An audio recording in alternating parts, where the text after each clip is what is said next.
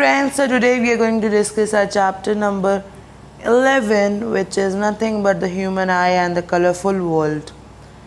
तो ये चैप्टर की आज हम एनसीईआरटी रीडिंग करने वाले हैं. तो ये तो मुझे समझ नहीं आ रहा क्या है, पर होप सो कि कुछ तो होगा. वेट अ मिनट, अभी मैं आपको जाके अभी दिख रहा है. ये है भैया एक रेनबो. ये देखने के लिए हमने, तो इस चैप्टर में आपके दो मेन कंपोनेंट्स हैं. अगर मैं आपको बताऊं, नाम से क्लियर है वो. तो एक तो आपका कंपोनेंट है ह्यूमन आई और एक कंपोनेंट है कलरफुल वर्ल्ड. तो ह्यूमन आई में ह्यूमन की आई की डायग्राम है और कुछ डिफेक्ट्स हैं ह्यूमन आई के, और कलरफुल वर्ल्ड में एटमॉस्फेयर एक रिफ्रैक्शन है. ये तो आप कर लोगे ह्यूमन आई वाला. एटमॉस्फेयर एक रिफ्रैक्शन, तो रिफ्रैक्शन पहले पढ़ चुके हो. तो अब शुरू करते हैं चैप्टर के साथ. You have studied in the previous chapter about refraction of light by the lens. You have also studied the nature, position and relative size of the image formed by lenses. How can these ideas help us in the study of the human eye? The human eye uses light and enable us to see objects around us. The lens is its structure. It has lens in its structure. What is the function of the lens in human eye? How do these lenses used in spectacles correct defects of vision? Let us consider the question in this chapter. तो ये आपको chapter का overview दे रहा है कि आपके ये वाले क्वेश्चन इसमें आंसर होने वाले. तो पहले तो आपने रिफ्रैक्शन पढ़ लिया है, और उसके बाद आपने नेचर, पोजीशन और रिलेटिव साइज इमेज का पढ़ लिया है लेंसेज में, कि अगर ऑब्जेक्ट यहाँ पे होगा तो इमेज कहाँ पे बनेगी. दो टाइप के लेंस भी पढ़ लिया आपने. दो टाइप के लेंस भी पढ़ लिए आपने. कौन कौन से लेंस हो गए? एक तो हो गया आपका कनकेव लेंस और एक हो गया कन्वेक्स लेंस. शेप तो याद है. कनकेव हमारा दिखता है कुछ ऐसा और ये हमारा दिखता है कुछ ऐसा. क्लियर? तो ये हमें बता रहा है कि जो ह्यूमन आई है वो लाइट को यूज़ करके हमें ऑब्जेक्ट्स दिखाती है. उसके पास एक लेंस होता है. लेंस अब कौन सा होता है, क्या करता है, वो हम आगे पढ़ेंगे. We have learned in the previous chapter about the light and some of its properties. In this chapter we shall use these ideas to study some of the optical phenomena in nature. We shall also discuss the rainbow formation and splitting of white light and the blue color of sky. तो ये जो आपको कर रहा है कि आपको ये क्या कह रहा है इन दिस चैप्टर, ये आपको ये वाला तो ह्यूमन आई के बारे में बता रहा है और ये वाला आपको कलरफुल वर्ल्ड के बारे में बता रहा है कि हम इसमें दो चीज़ें पढ़ने वाले हैं. तो ह्यूमन आई से शुरू करते हैं. The human eye is one of the most valuable and sensitive sense organ.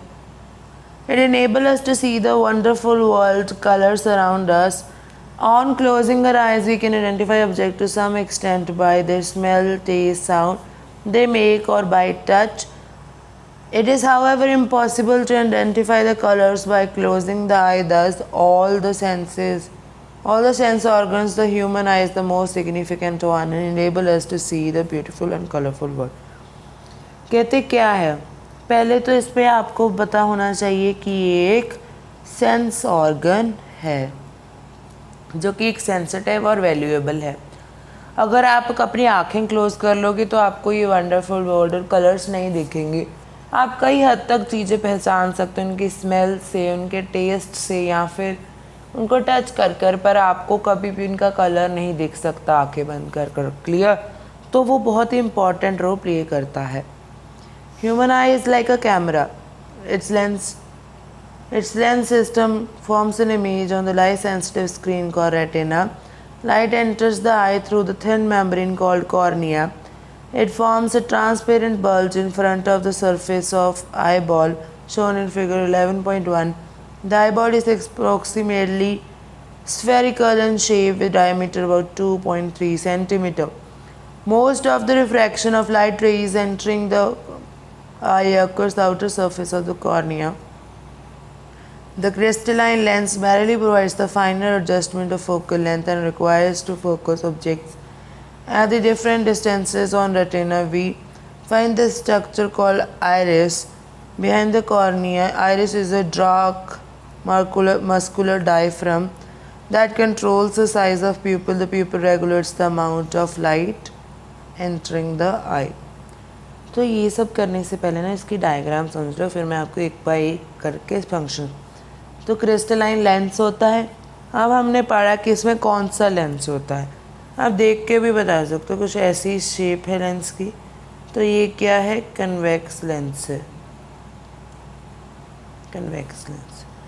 Aqueous humour है यहाँ पे ये सारा पार्ट में। अगर मैं आपको प्रिसाइजली कलर कर दूँ तो ये आपका है एक्वस ह्यूमर। फिर ये इसमें प्यूपिल है, प्यूपिल। फिर आइरिश है, आइरिस। कॉर्निया है, विट्रस ह्यूमर है, ये सारा विट्रस ह्यूमर है। रेटिना क्या है? रेटिना ये चीज़ है जो ये हमारी वॉल है। ये ऑप्टिक नर्व है, ये सिलरी मसल है। और यहाँ पे दो पार्ट हैं, एक तो आपका ब्लैक स्पॉट है जो कि यहाँ पे होता है, और एक येलो स्पॉट होता है जहाँ पे आपको सबसे अच्छी इमेज बनती है। क्लियर? तो एक बाय एक इनके अगर हम फंक्शन डिस्कस करें तो यहाँ पे आ जाओ। मतलब हमने पढ़ तो लिया, मैं आपको प्रिसाइजली बता दूँ अगर, तो कॉर्निया है हमारे पास। तो जो हमारा कॉर्निया है, तो कॉर्निया क्या करता है? वो प्रोटेक्ट करता है आई को, प्रोटेक्ट्स आई। अगर कोई भी हमारे पास डस्ट, बैक्टीरिया है या फिर कोई हॉस्टाइल एलिमेंट्स है जो हमारी आईज को डैमेज कर सकते हैं, उनसे वो बचाता है। और 80% जो लाइट है हमारी वो यहीं से रिफ्रैक्ट हो जाती है। 80% रिफ्रैक्शन आपका कॉर्निया ही कर देता है। और उसके बाद हम बात करें एक्वस ह्यूमर की, एक्वस ह्यूमर की। अगर मैं बात करूं एक्वस ह्यूमर की, कई HOMOUR भी लिखते हैं, एक HOMOR भी लिखते हैं। अगर आपकी NCERT में यहाँ पे O दिया हुआ है तो आप O से लिखिए, तो कोई भी लिख लो, O सिर्फ O से लिख लो, U भी डालना डालो, पर ऐसे नहीं L वगैरह लगा रहे हो तुम यहाँ पे। अब ये देखो, इसकी कंसिस्टेंसी वाटर लाइक होती है क्योंकि होता ही वाटर सा है ये। तो ये प्रेशर है जो आई का, उसको बैलेंस करता है, pressure balance, in and out. Eye का जो अंदर और बाहर वाला प्रेशर है उसको ये मेंटेन करके रखता है। अब बात करते हैं हम हमारे आइरिस की। ये सबसे सिंपल लगते हैं मुझे। आइरिस ये क्या करता है? Control size of प्यूपिल। फिर उसके बाद हम बात करें प्यूपिल की, तो प्यूपिल क्या करता है? जो अमाउंट ऑफ लाइट है, amount of light entering the eye, उसको ये क्या, एंटरिंग आई, उसको ये क्या करता है? रेगुलेट कि कितनी लाइट अंदर जा रही है। अगर ये ज़्यादा बड़ा है तो ज़्यादा लाइट जाएगी, अगर का छोटा है तो कम लाइट जाएगी। उसके बाद आई लेंस आ जाता है हमारे पास, आई लेंस। तो आई लेंस का काम क्या है? अब जो हमारा आई लेंस होता है वो कन्वेक्स लेंस होता है। वो क्या होता है? कन्वेक्स लेंस,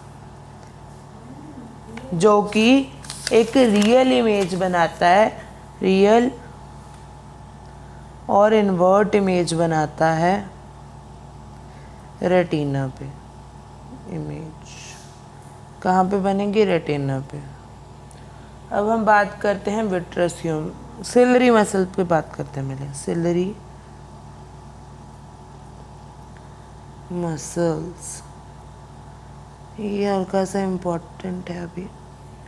तो जब हम बात करते हैं कि हमारे आई लेंस है, उनको होल्ड पहले इन्होंने किया हुआ है और उसकी एडजस्ट करते हैं focal length, adjust focal length of eye lens. अब आगे बात करते हैं हम विट्रस ह्यूमर की। एक्वस ह्यूमर पढ़ लिया हमने, अब हम पढ़ते हैं विट्रस ह्यूमर। ह्यूमर OR लिखो चाहे OUR लिखो, सेम ही बात है। अब हमारे पास आ गया, ये स्फेरिकल शेप को मेंटेन करता है, स्फेरिकल शेप को मेंटेन करता है।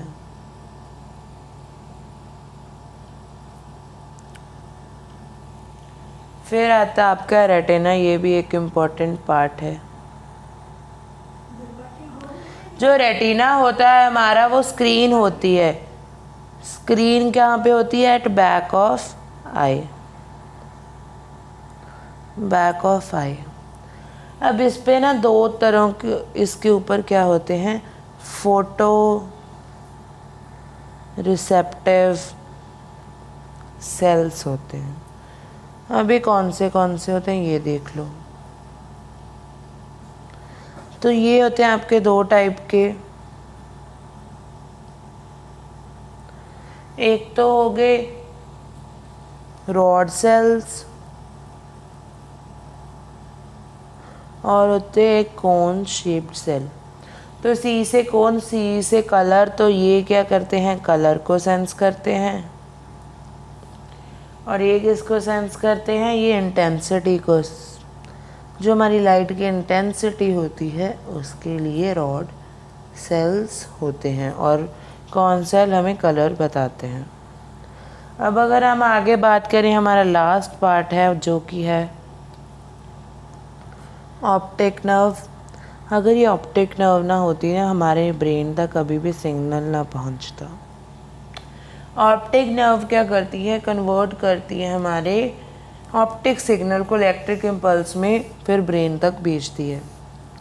ये क्या करती है, पहले तो साथ के साथ आप भी अपनी NCERT पे ये लिखते रहें। तो जो हमारा ऑप्टिकल सिग्नल होता है उसको ये इलेक्ट्रिकल इम्पल्स में कन्वर्ट करता है, इलेक्ट्रिक इम्पल्स, और फिर ब्रेन तक पहुंचता है। अब जो ब्रेन है हमारा, इसके पास इमेज इन्वर्टेड पहुंचती है और दोनों आइज़ की इमेज पहुंचती है, तो ये उनको दोनों को मिला देता है और जो इन्वर्टेड है उसको इरेक्ट हमें करके दिखा देता है। क्लियर? तो ये यहाँ तक आपका यही है। अब आगे चलते हैं, यहाँ पे फंक्शन ही दिया हुआ है, मुझे लगता है मैंने आपको करवा दिया। एक बार रीडिंग कर लेते हैं, मतलब आधी तो कर ली थी हमने। Entering the eye lens forms an inverted image of the object on retina. The retina is a delicate membrane which is an enormous number of light sensitive cells. The light sensitive cells get activated upon illumination and generate electric signal. The signal sent to brain via octave nerve. The brain interprets the signals. Finally, the process of information we perceive as they are. तो यहाँ पे वही लिखा हुआ है जो मैंने अभी आपको समझाया। तो डैमेज और malfunction of any part of the visual system can lead to significant loss of visual functioning. For example, if any of the structure involved in the transmission of light like cornea, pupil, eye lens, aqueous humor, vitreous humor, or those responsible for conversion of light into electric impulse like retina or even optic nerve that transmit the impulse to the brain is damaged, it will result in visual impairment. You might have experienced that you are not able to see objects clearly to some extent when you enter the lighted room. For some time, after some time, however, you may be able to see the things In dim light, the pupil of eye is variable aperture whose size is varied with the help of the iris. When the light is very bright, the iris contracts and pupil allows less light to enter the eye. However, in dim light, the iris expands and pupil allow more light to enter. Thus, the pupil opens completely through the relaxation of iris. Clear? ये भी आप समझ ही लो, फिर आपको समझ नहीं आएगा। इसमें क्या है, कहते कि अगर कोई भी पार्ट डैमेज हो जाए ना हमारे आई का, तो उसकी वजह से विजुअल इम्पेयरमेंट हो सकती है। अब हमारा ये तो आइरिस है, ये प्यूपिल है। क्लियर? तो ये जो प्यूपिल है इसके साथ क्या होता है, ये जो हमारी अमाउंट होती है लाइट की उसको करते हैं। जब ब्राइट लाइट होती है, जब ब्राइट लाइट होती है तो ये स्मॉल हो जाता है, और जब लाइट डिम होती है तो ये अपने साइज़ को इंक्रीज़ कर लेता है, जिसकी वजह से जब आप बहुत ब्राइट लाइट से आते हो तब आपका स्मॉल होता है। तो जब आप किसी डिम लाइट वाले कमरे में जाते हो आपको कुछ टाइम तक दिखाई नहीं देता, क्योंकि तब तक उसकी जो कंट्रैक्शन और वो एक्सपैंड होते हैं, उसकी कंट्रैक्शन होती है वो हो रही होती है। अभी तक वो हमारे पास इसका अपर्चर नहीं आया जो हमें इसको देखने के लिए चाहिए रहेगा। क्लियर?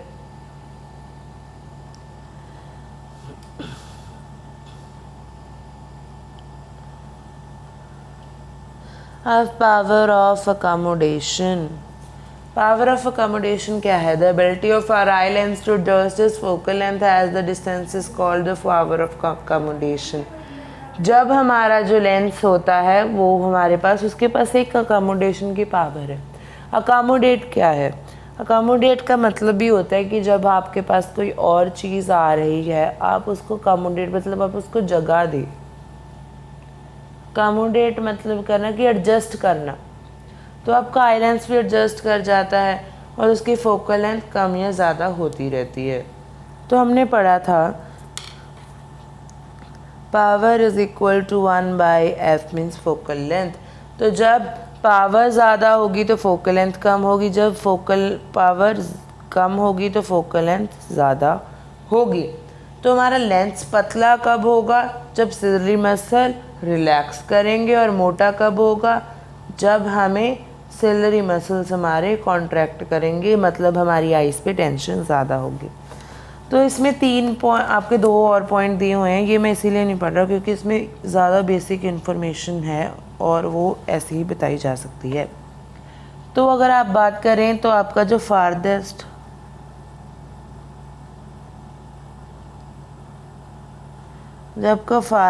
पॉइंट है वो है आपका इन्फिनिटी, और जो नियर पॉइंट है वो है 25 सेंटीमीटर। अब ये नहीं है कि ये लीस्ट डिस्टेंस है, कई बच्चे कहेंगे कि हमको इससे पहले भी दिखता, बट उसमें हमारे पास अगर आपको दिखता है तो उसमें 2 केसेस होते हैं। पहला तो केस है कि आपको क्लियरिटी नहीं होती, वहाँ पे क्लियर नहीं दिखता, और दूसरा होता है आपकी आँखों पे स्ट्रेन बहुत ज़्यादा पड़ रहा है कि आप थोड़े से टाइम के लिए देखोगे तो आपको सेलरी मसल इतने कॉन्ट्रैक्ट हो जाएंगे कि आपको फिर विजुअल इम्पेयरमेंट हो सकती है।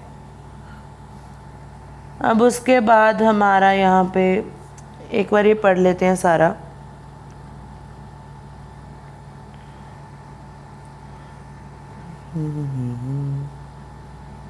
अब हम पढ़ेंगे power of communication. The eye lens is composed of, कहाँ किसका बना ये? Polar fibrous jelly like material. Its curvature can be modified to some extent by the ciliary muscles. The change in the curvature of eye lens, thus the change in focal length. When the muscles are relaxed, the eye lens becomes thin, thus the focal length increases. This enables us to see distant objects clearly when you are looking at objects closer to eye. The ciliary muscle contracts. This increases curvature of eye lens. The eye lens becomes thicker. Consequently, focal length decreases and enables us to see nearby objects. जब focal length कम होगी तो हमें objects near by हैं जो clearly दिखेंगे। अगर focal length ज़्यादा हो जाएगी, जब फोकल लेंथ ज़्यादा होगी मतलब लेंस मोटा होगा, लेंस मोटा होने के बाद हमें जो क्या है, हमें हमारे दूर के ऑब्जेक्ट्स दिखने लग जाएंगे। ये आपका ये पैराग्राफ कह रहा है। The ability of our eye to adjust is focal length is called accommodation. तो ये जो यहाँ पे टॉपिक दिया हुआ है इसकी यही एक एक्सप्लेनेशन है आपके पास एनसीईआरटी पूरी में। However, the focal length of eye cannot be decreased below certain minimum limit। तो जो आपका होता है कि कंफर्टेबली आप और डिस्टिंक्टली देख पाएँ तो वो 25 सेंटीमीटर आई होता है। जो ये मिनिमम डिस्टेंस है जो कि आप विदाउट स्ट्रेन देख पाएँ, इसको हम कहते हैं least distance of distinct vision, या फिर नियर पॉइंट भी कह देते हैं। कि यंग अडल्ट के लिए नॉर्मल विजन होता है 25 सेंटीमीटर। तो जब आपका ऑब्जेक्ट क्लियरली देख पाए, जो फारदेस्ट पॉइंट है उसको आप फार पॉइंट कहते हैं आई का, जो कि इन्फिनिटी होता है एक नॉर्मल आई के। हम यहाँ पे नोट करते हैं कि नॉर्मल आई का 25 सेंटीमीटर और इन्फिनिटी के बीच में, तो आप यहाँ पे क्या कह रहे हो कि 25 सेंटीमीटर से लेके आप इन्फिनिटी तक चीज़ें देख सकती है एक normal eye. Sometimes the crystalline lens of people at old age become milky and cloudy. The condition is known as cataract. This causes partial or complete loss of vision. It's possible to restore vision through cataract surgery। अब यहाँ पे ना cataract आ गया। Cataract अगर मैं आपको बताऊँ तो कैटरैक्ट क्या होता है, यहाँ पे हमारे पास कैटरैक्ट है।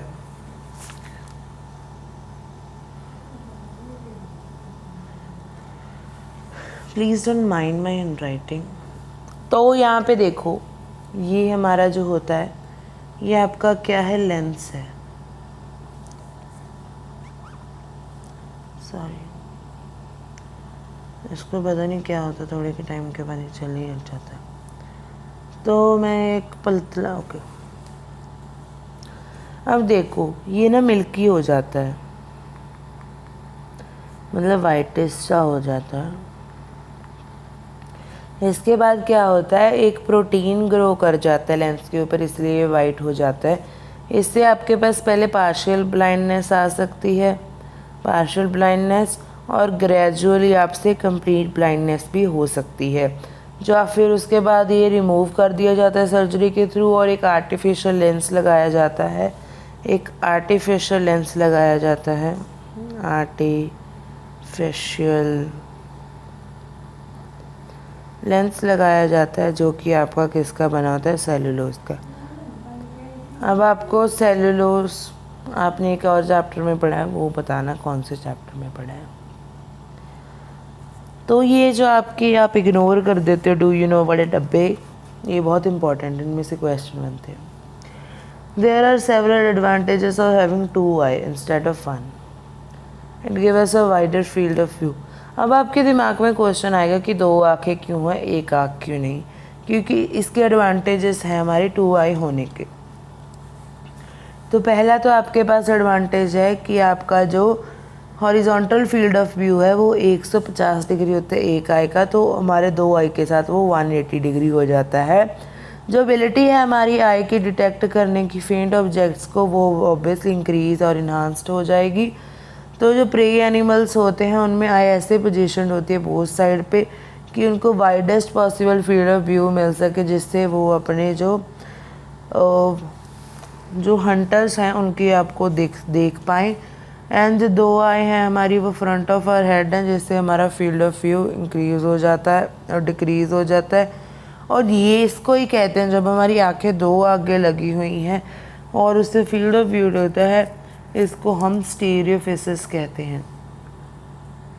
शट वन आई तो आपको ये 2 डायमेंशन वर्ल्ड दिखेगा, पर जब आप एक आँख ओपन करोगे तो आपको 3rd डायमेंशन भी दिखेगी, क्योंकि जो हमारी आई है वो सिर्फ कुछ सेंटीमीटर से ही सेपरेटेड है, तो स्लाइटली डिफरेंट इमेज बनती है। आर ब्रेन जो कंबाइन करता है ये 2 इमेजेस को और एक एक्स्ट्रा इंफॉर्मेशन यूज़ करके एक इमेज बना देता है।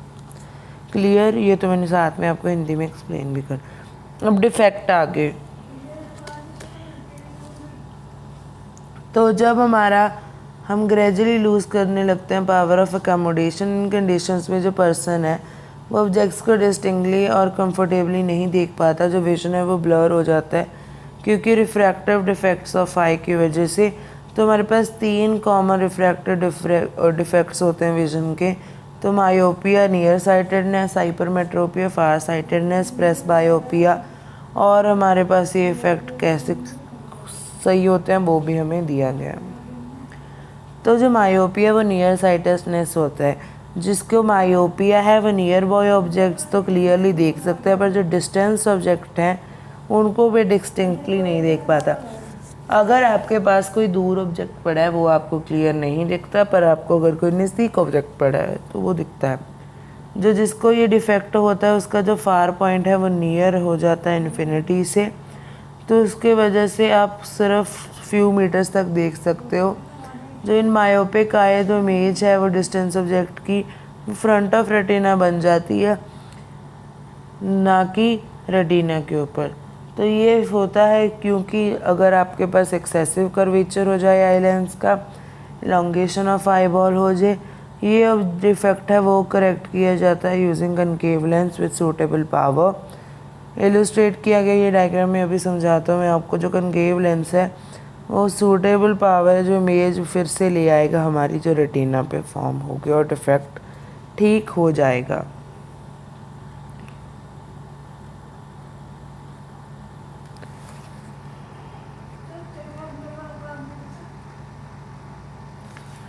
जो आपको देखो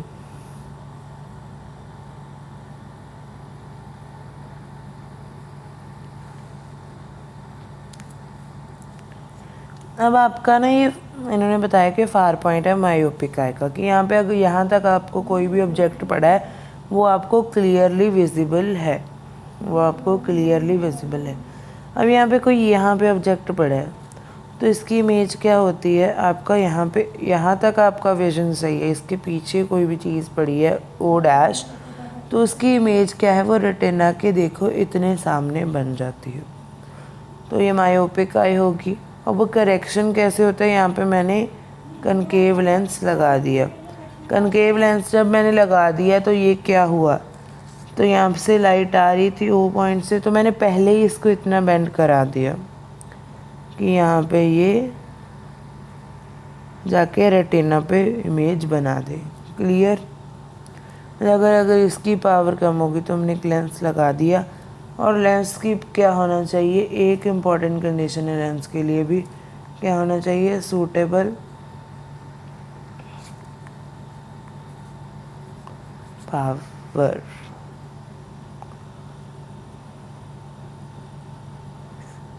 अब बात करता हूँ हाइपरमेट्रोपिया की। हाइपरमेट्रोपिया बिल्कुल जो हमने पढ़ा है मायोपिया उसका उल्टा चीज़ है। तो अगर मैं रीड करूँ आपके लिए, हाइपरमेट्रोपिया उसको फार साइटेडनेस कहते हैं कि आपको दूर के ऑब्जेक्ट्स क्लियरली दिखते हैं, और जो नियर जो ऑब्जेक्ट है उनको आप अलग से नहीं देख पाते। जो नियर पॉइंट है वो पर्सन का वो दूर चला जाता है नॉर्मल 25 सेंटीमीटर से। जो पर्सन को है हमारा जो रीडिंग मटेरियल है 25 सेंटीमीटर के पीछे रखा होना चाहिए अगर कंफर्टेबल रीडिंग करनी है। तो जो लाइट रेज हैं वो ऑब्जेक्ट्स पे क्लोजली फोकस्ड होती हैं, और जो हमारा जब हाइपरमेट्रोपिक आई होती है उसमें जो रेटिना के पीछे इमेज बन जाती है। ये इफ़ेक्ट क्यों होता है, ये होता है पहले तो focal length of the eye lens long हो जाती है, आई बॉल स्मॉल हो जाती है। तो ये डिफेक्ट है, उसको करेक्ट कर सकते हैं कन्वेक्स लेंस से, जिसकी अप्रोप्रिएट पावर होनी चाहिए, और उससे जो इमेज है रेटिना पे बनने लग जाएंगे। तो नियर पॉइंट ऑफ हाइपरमेट्रोपिक आई क्या है आपका, नियर पॉइंट ऑफ हाइपरमेट्रोपिक आई क्या है, एन है। अब कोई ऑब्जेक्ट एन डैश पे पड़ा है तो उससे जो रेज आ रही हैं वो उसकी वजह से जो रेटिना के पीछे इमेज बन रही है, ये आपकी हाइपरमेट्रोपिक आई होगी। अब जब हम यहाँ पे जो आपकी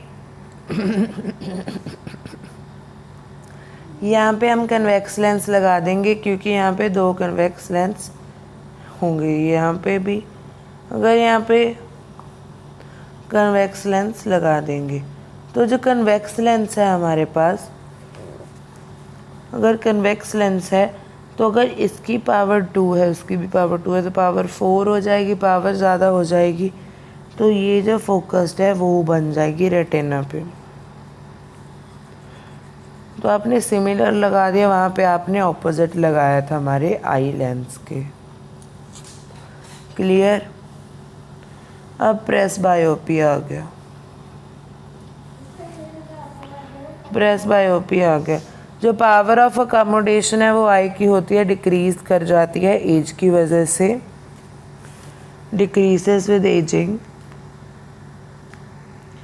जो मोस्ट पीपल है उनका जो नियर पॉइंट है वो रिसीड अवे कर जाता है, उनको डिफ़िकल्ट होता है नियर बाई ऑब्जेक्ट्स कंफर्टेबली देखना और डिस्टिंक्टली देखना विदाउट करेक्टिव आई ग्लासेस। जो इफेक्ट है उसको हम प्रेस बायोपिया कह देते हैं। ये राइज होता है gradual weakening of salary muscle की वजह से और diminishing flexibility of eye lens की वजह से। जो पर्सन है वो बहुत मायोपिया और हाइपरमेट्रोपिया से भी सफ़र कर सकता है, जिसके लिए बाईफोकल लेंसेज होते हैं। A common type of bifocal lens consists of one concave and one convex lens. The upper portion consists of concave lens and facilitates distant vision. The lower part is convex lens, which facilitate near vision. These it is possible to correct refractive defects with the contact lens or surgical intervention.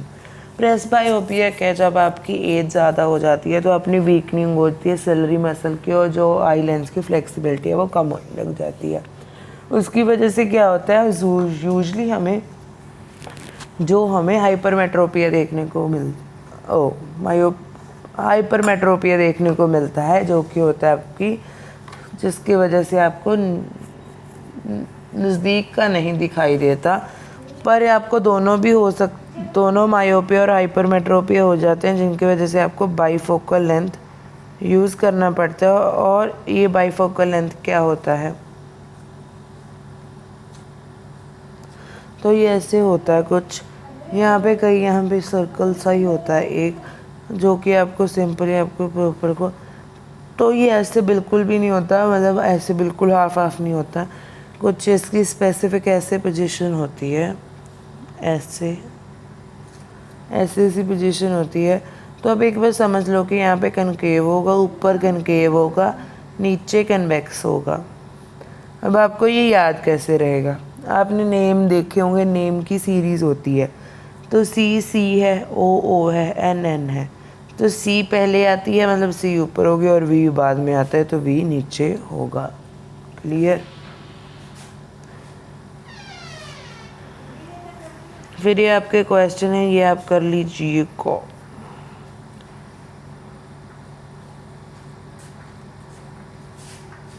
और उसके बाद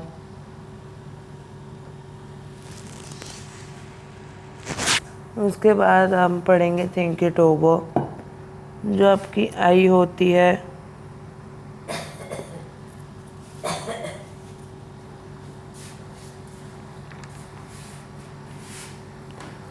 wait अ सेक,